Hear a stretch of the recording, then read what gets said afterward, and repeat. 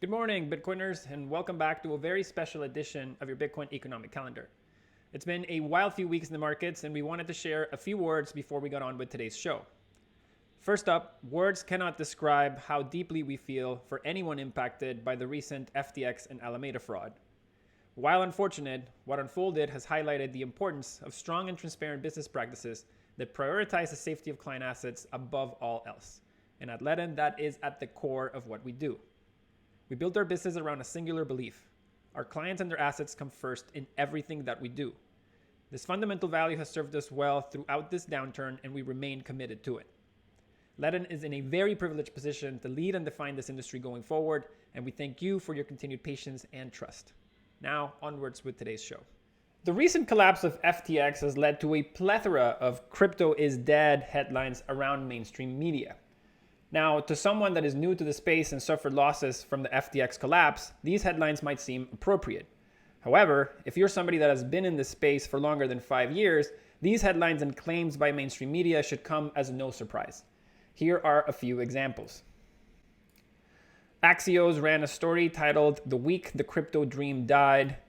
The Motley Fool ran a story called "Is Crypto Dead After FTX's Collapse?" And of course, The Economist ran a story called "Is This the End of Crypto?", which actually made it to the cover of their most recent edition. Now, mainstream media journalists are always waiting for the slightest opportunity to dunk on Bitcoin and the crypto industry. So much so that Bitcoiners created a website to track how many times journalists have published obituaries for Bitcoin. And here is the website on your screen. Now, dating back to 2011, this website recounts more than 466 articles where journalists have deemed Bitcoin or crypto to be, quote, dead or a Ponzi scheme or never coming back over the years. Now, Bitcoin is not dead. In fact, it is more alive than it ever has been. And for that, we're going to pop up some charts. As you can see here, the number of network addresses showing balances above 0.01 Bitcoin is at its highest point ever, north of 11 million. The chart above, or the chart on your screen, speaks for itself, and the trend is pretty clear. The number of addresses holding balances above 0.01 Bitcoin has continued growing even during the largest market shock this industry has ever sustained. And this trend is also very similar when we look at stablecoins. As you can see here, this is the green line on your screen, and you can see that these addresses have also been growing, and the trend is pretty clear. These are addresses holding more than one USDC on chain. Now, the FTX fallout resembles previous fraud cases, and fraud cases have been brought to justice in many industries. A few examples are Elizabeth Holmes from Theranos. She was just sentenced to 11 years in prison, and at its peak, her company was valued at $9 billion. Now, does this mean that healthcare is a scam? No. Another recent example is Mr. Bernie Madoff, who once chaired the NASDAQ exchange. This is a name that might be familiar to some of you. Mr. Madoff duped New York elites, including Wall Street bankers and politicians, while running the biggest Ponzi scheme in history.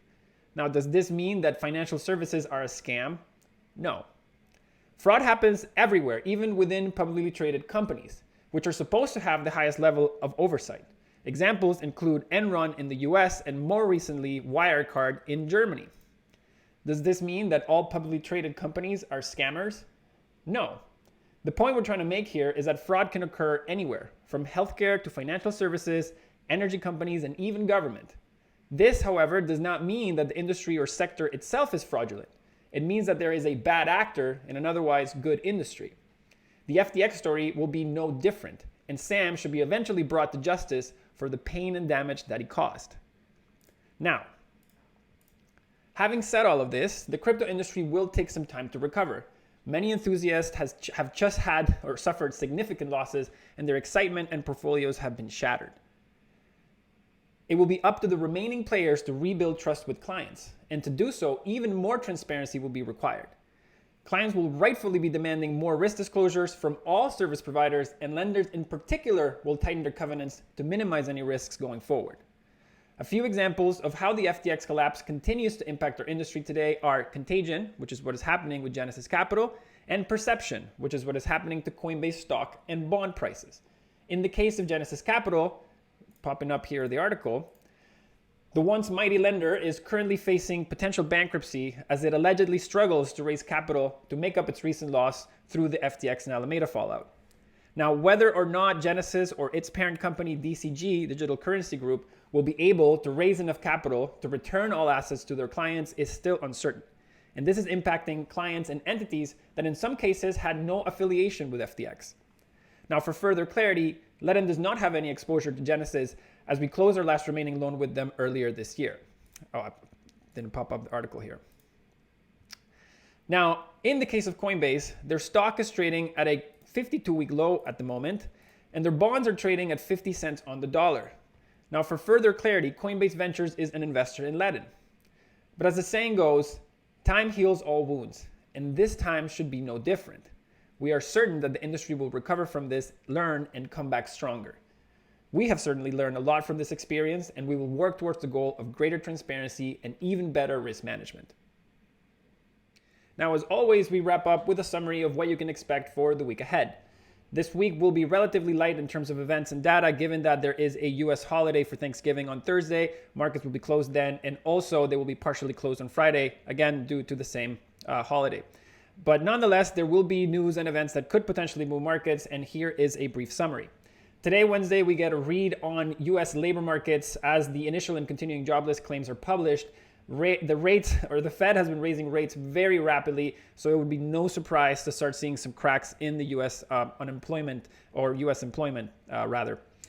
We also get at 2 p.m. today the FOMC meeting minutes, where again they will essentially publish their discussion for their last meeting, where they raised rates by 75 basis points.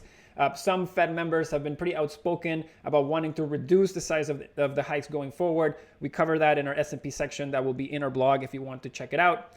And then Thursday, as I mentioned, markets will be closed for the US Thanksgiving holiday, and Friday markets will be closing early, again, thanks to that holiday.